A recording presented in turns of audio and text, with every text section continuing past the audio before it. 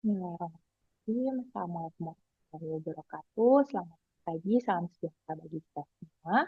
Pada kesempatan kali ini saya akan menjelaskan, memaparkan sedikit modul mengenai gangguan psikiatri mulai F0 hingga F1 yang berjudul mengenai delirium dengan peserta saya Wida Pratiwi Oktavia dan pembimbing Dr. Andrian Fajar Kusmadewi MSc, SPKJ. Adapun tujuan pembelajaran yang diharapkan bisa kita dapatkan setelah mempelajari materi ini adalah diharapkan peserta didik dapat mengetahui, memahami, menerapkan, kemudian dapat menganalisis, mengevaluasi, dan mengaplikasikan pemeriksaan hingga tata laksana gangguan psikiatri khususnya delirium. Sebagai pendahuluan, jadi berdasarkan DSM-5, delirium ini ditandai dengan adanya penurunan tingkat kesadaran dan juga kognisi yang terjadi secara akut dan biasanya diikuti oleh perubahan seperti adanya gangguan persepsi, kemudian perubahan aktivitas psikomotor, dan juga gangguan siklus tidur yang akhirnya dapat mengancam jiwa. Penyebab munculnya delirium ini bervariasi, bisa karena trauma pada sistem syaraf pusat, kemudian adanya toksisitas atau keracunan, dan juga withdrawal zat. Kemudian, gangguan metabolik dan juga kegagalan organ bisa menjadi salah satu penyebab munculnya delirium. Delirium ini prevalensinya bisa mencapai 14 hingga 24% dari seluruh pasien rawat inap di rumah sakit yang akan meningkat dengan adanya faktor lain seperti peningkatan usia misalnya atau penggunaan obat dan juga penyakit-penyakit komorbiditas. Delirium ini mempengaruhi beban kesehatan baik untuk pasien, kemudian untuk caregiver maupun untuk pelayanan kesehatan, di mana beban akibat delirium ini bisa meningkatkan pelayanan kesehatan tersendiri, kemudian meningkatkan length of stay atau lama rawat inap, kemudian meningkatkan resiko dari penurunan kognitif, menurunkan fungsi keseharian dari pasien tersebut, meningkatkan mortalitas, kemudian memperlambat atau menghambat mobilisasi post-operasi, kemudian mencegah adanya rehabilitasi dini, dan juga meningkatkan eh, resiko terjadinya perawatan hingga di rumah dan juga meningkatkan kemungkinan adanya home care service dan distress pada caregiver tersebut. Sehingga memang delirium ini cukup banyak dampaknya dan juga beban kesehatan yang didapatkan dari terjadinya delirium pada pasien-pasien. Kemudian, berdasarkan DSM-5, delirium ini didefinisikan sebagai adanya gangguan kesadaran dan perhatian atau gangguan neurokognitif akut yang ditandai dengan gangguan perhatian, kesadaran, dan juga kognisi yang berkembang dalam waktu singkat.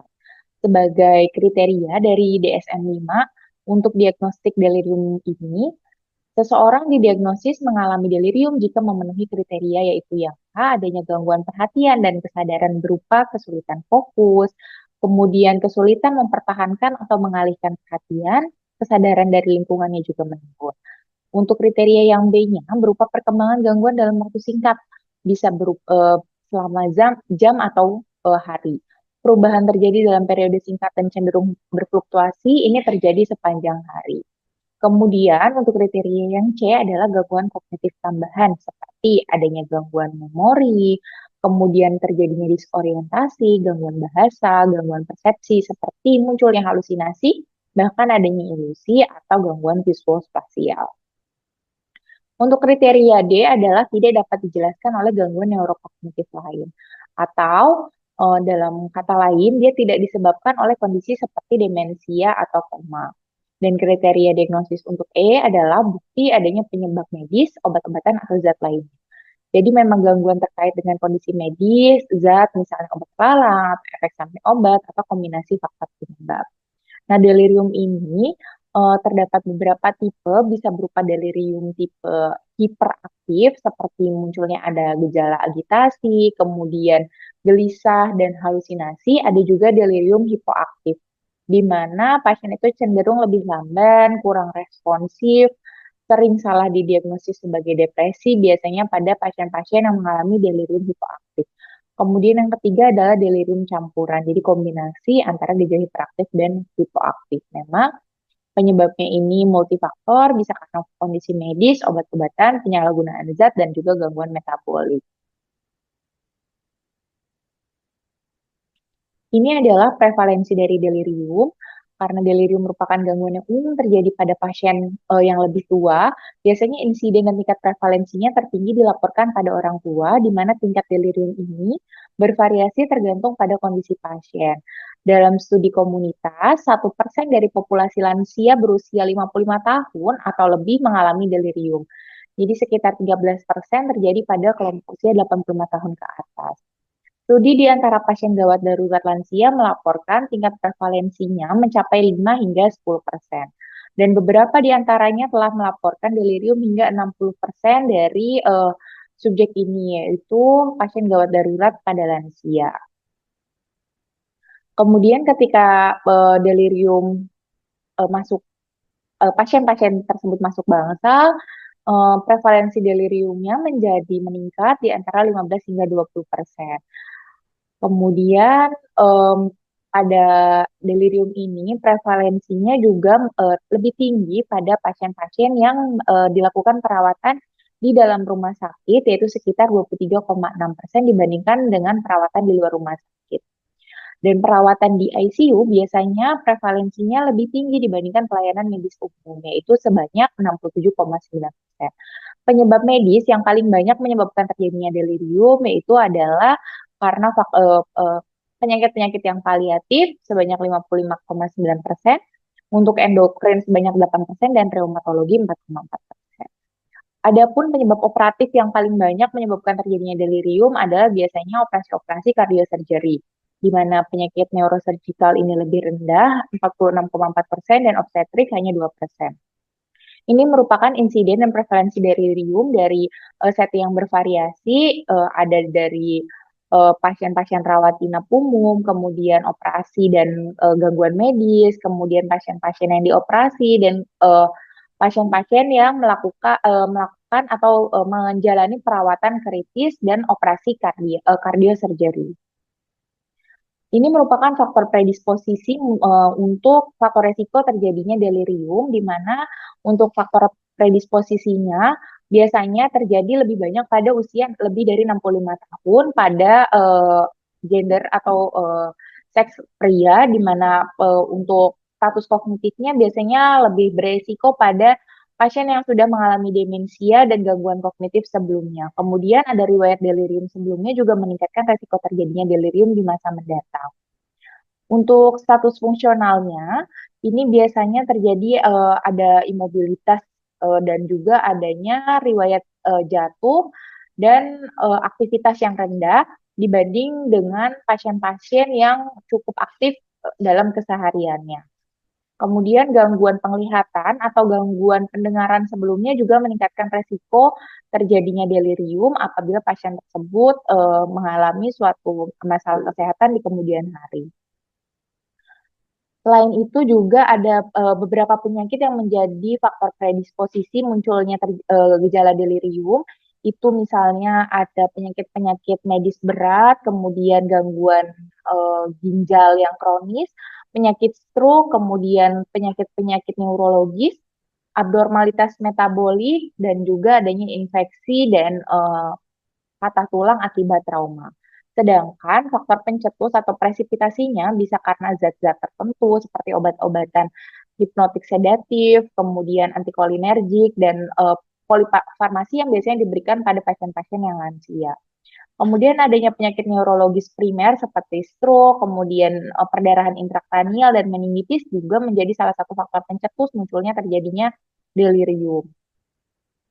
Penyakit lain yang dapat menjadi faktor pencetus munculnya delirium ada infeksi, kemudian komplikasi iatrogenik, dan penyakit-penyakit berat akut, hipoksia, hiponatremia, shock, anemia, dan demam hipotermia. Kemudian dehidrasi, gangguan nutrisi yang berat, dan juga penurunan level albumin dan gangguan metabolik. Selain itu, operasi seperti operasi ortopedik, operasi jantung, kemudian bypass dari kardiopulmonari, dan juga operasi-operasi non kardiak menjadi salah satu faktor presipitasi munculnya delirium. Ini merupakan patofisiologi munculnya gejala delirium yang awalnya diakibatkan oleh perubahan neurotransmitter. Jadi terjadi beberapa perubahan neurotransmitter seperti asetilkolin, di mana adanya defisiensi kolinergik secara keseluruhan dikatakan sebagai penyebab munculnya gejala delirium dengan ciri gejala yang tampak seperti tidur pada fase REM, kemudian gangguan atensi dan juga arousal dan gangguan pada daya ingat. Kemudian ada perubahan juga pada dopamin. Kelebihan dopamin ini akan berkontribusi dengan regulasi pelepasan asetilkolin yang tadi akan berdampak gangguan atensi, arousal, dan juga gangguan daya. Perubahan glutamat ini akan menyebabkan neurotoksisitas eksitatori melalui reseptor NMDA yang menyebabkan kematian sel saraf dan kematian sel saraf tersebut bisa menyebabkan delirium. Gamma aminobutyric acid itu juga menjadi salah satu neurotransmitter yang mempengaruhi munculnya delirium di mana berhubungan dengan penggunaan benzodiazepin dan alkohol yang berhubungan dengan fungsi inhibisi aktivitas otak. Dan neurotransmitter lain yang berpengaruh adalah serotonin dan juga norepinefrin. Kedua neurotransmitter ini mempengaruhi terjadinya delirium akibat interaksi kompleksnya dengan jalur kolinergik dan juga dopaminergik. Selain karena perubahan neurotransmitter, inflamasi juga berpengaruh sebagai salah satu patofisiologi munculnya delirium, di mana sitokin-sitokin seperti interleukin 1, interleukin 2, interleukin 6, TNF-alfa, dan interferon berkontribusi terhadap terjadinya delirium melalui peningkatan permeabilitas blood-brain barrier dan juga pada pasien-pasien yang mengalami post-trauma, post-operasi atau gangguan medis lain, ini terjadi peningkatan sitokin inflamasi yang tentu saja berpengaruh dengan reaksi stres, kemudian HPA aksis. Nah, itu juga seperti pengaruh dari stres kronis ini. Jadi gangguan medis dan trauma tadi mengaktifasi sistem saraf simpatik yang akhirnya mengaktifasi HPA aksis, meningkatkan level sitokin kortisol yang akhirnya menyebabkan delesi serotonin hipokampus dan mempengaruhi gejala kognitif yang akhirnya bisa menyebabkan delirium. Etiologi dari delirium ini bisa diakibatkan oleh intoksikasi zat, penyalahgunaan zat, dan pasca operasi. Kemudian diagnosisnya bisa kita tegakkan dengan bantuan psikometri yaitu CAM dan MMSE yang dapat dilakukan sebagai salah satu instrumen pemeriksaan untuk dapat membantu menegakkan diagnosis dari delirium. Untuk Memorial Delirium Assessment Scale atau MDAS dan Delirium Rating Scale ini digunakan untuk menilai keparahan gejala delirium.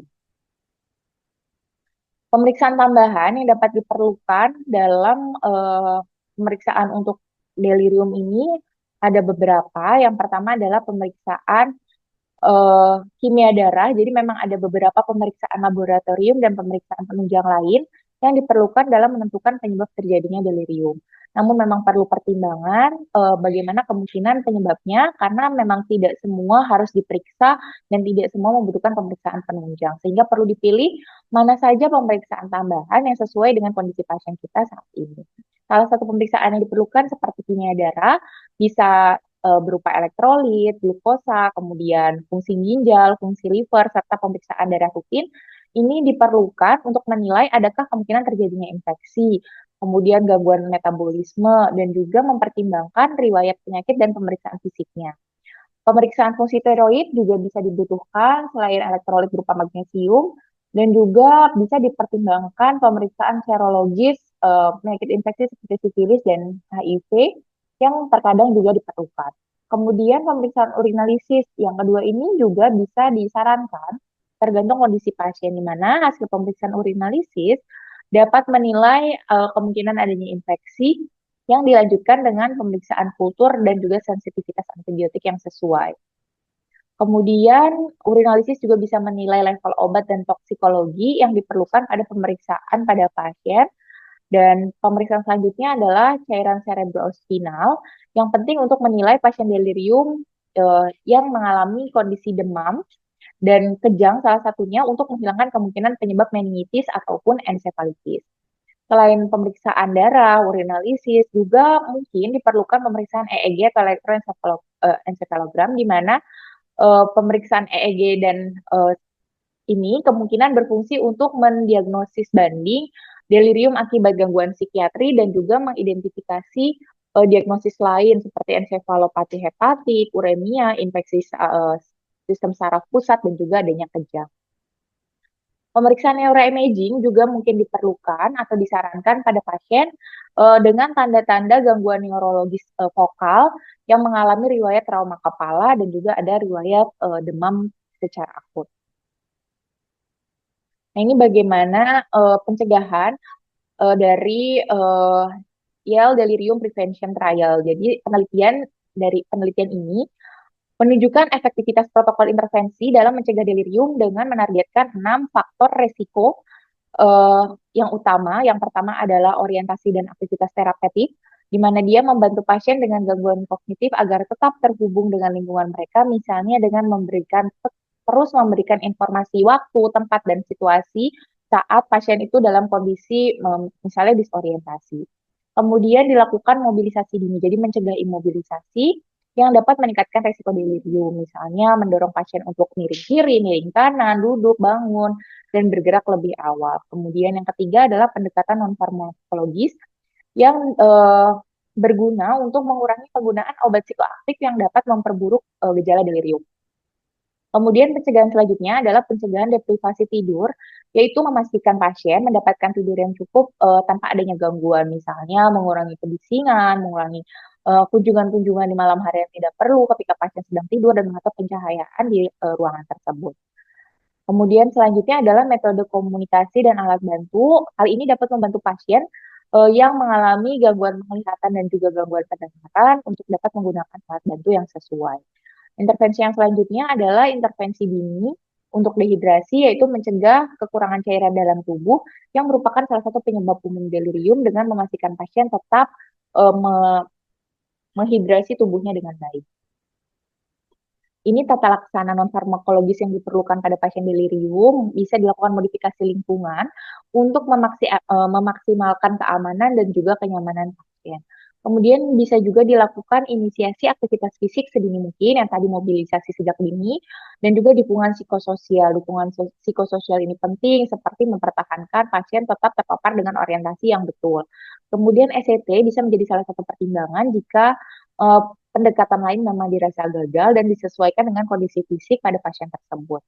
Dan juga memperbaiki siklus tidur bangun dengan penambahan obat-obat sedatif short acting yang seperti zolpidem atau trazodone ini bisa menjadi salah satu pertimbangan. Untuk tata laksana farmakologis, ini disesuaikan dengan jenis gejala yang dialami oleh pasien delirium. Tadi kan seperti disebutkan sebelumnya bahwa ada delirium hiperaktif dan juga ada delirium hipoaktif, di mana pasien-pasien yang mengalami agresi, ini bisa kita sarankan untuk pemberian low dose haloperidol, risperidon, olanzapine, maupun quetiapine. Untuk obat-obatan jenis antipsikotik seperti haloperidol, ini dosisnya bisa 0,5 hingga 1 mg 2 kali sehari, namun memiliki efek samping berupa EPS. Namun memang haloperidol ini memang lebih lazim atau lebih banyak digunakan pada pasien-pasien yang mengalami delirium yang tipe hiperaktif atau agresi. Kemudian sedasi dan agitasi, pada pasien-pasien yang mengalami gejala-gejala agitasi ini bisa diberikan benzodiazepin, namun memang perlu pertimbangan khusus karena bisa menyebabkan peningkatan resiko durasi delirium tersebut. Kemudian untuk terapi farmakologis yang dapat disarankan pada pencegahan dalam setting ICU bisa diberikan dexmedetomidine atau Precedex. Ini salah satu obat yang bisa diusulkan dalam pencegahan pada setting ICU. Untuk delirium spesifik dapat ditata laksana sesuai dengan penyebab terjadinya delirium tersebut. Misal pada pasien-pasien yang mengalami intoksikasi antikolinergik bisa diberikan inhibitor kolinesterase seperti visostigmin. Kemudian pemberian donepezil, rivastigmin, dan galantamin memang belum banyak dilakukan sehingga belum direkomendasikan sebagai tata laksana dari delirium akibat intoksikasi antikolinergik. Pada ensefalopati wernicke adalah sindrom neuropsikiatri akut yang umum terjadi dan relatif terhadap gangguan neurologis lainnya. Sindrom ini biasanya ditandai dengan adanya nistagmus dan juga oftalmoplegi dan perubahan status mental, juga berubahnya sikap dan gaya berjalan. Meskipun 3 gejala ini terlihat hanya pada 16% pasien-pasien yang mengalami ensefalopati wernicke, di mana tata laksana yang disarankan adalah pemberian tiamin atau B1 secara IV atau IM. Kemudian Pasien-pasien yang mengalami intoksikasi zat dapat diusulkan untuk pemberian terapi suportif untuk mempertahankan airway dan breathing-nya. Untuk intoksikasi benzodiazepin bisa diberikan antidotum berupa flumazenil, dan intoksikasi opiat bisa diberikan antidotumnya berupa naloxon atau naltrexone. Untuk pasien yang mengalami delirium akibat putus zat dapat misalnya putus alkohol, bisa diberikan terapi berupa benzodiazepin. Ini perbedaan tata laksana delirium pada populasi spesifik. Pada penyakit Parkinson, biasanya rentan terhadap terjadinya delirium. Pasien akibat Parkinson ini, penyebab utama deliriumnya karena obat-obatan, biasanya obat-obatan anti Parkinson yang digunakan untuk mengontrol gejala motorik. Jadi pemberian antipsikotik memang dapat membantu untuk mengurangi gejala delirium pada pasien yang mengalami Parkinson, seperti clozapine dan juga quetiapine. Untuk delirium yang pada populasi penyakit terminal, ini bisa diberikan paliatif dan meningkatkan kenyamanan dan juga pendampingan. Jadi pengelolaan delirium pada pasien Parkinson dan juga penyakit terminal memang membutuhkan keseimbangan antara bagaimana kita mengurangi gejala delirium dan menghindari perburukan gejala yang mungkin timbul akibat terapi-terapi yang kita berikan sebagai salah satu terapi yang kita sarankan untuk mengurangi gejala deliriumnya. Berikut daftar pustaka yang saya ambil. Terima kasih. Selamat pagi. Assalamualaikum warahmatullahi wabarakatuh.